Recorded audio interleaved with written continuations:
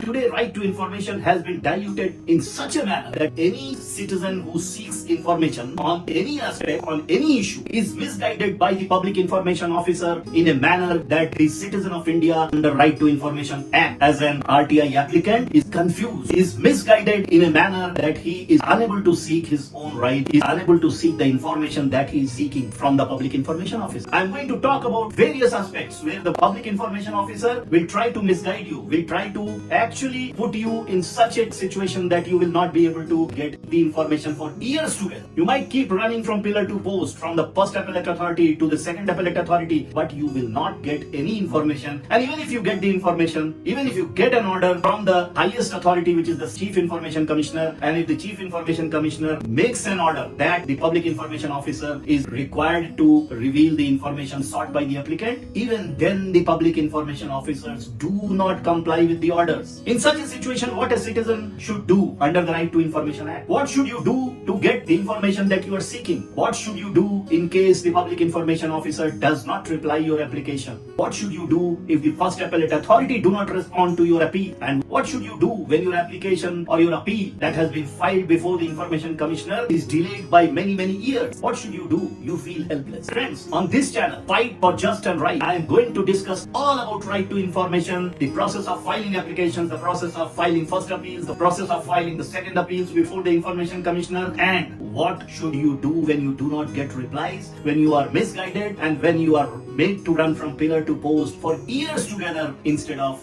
revealing the information, instead of revealing the facts. If you want to know all about these, please subscribe this channel, Fight for Just and Right, and just keep watching this channel for regular updates on problems that you face under the Right to Information Act.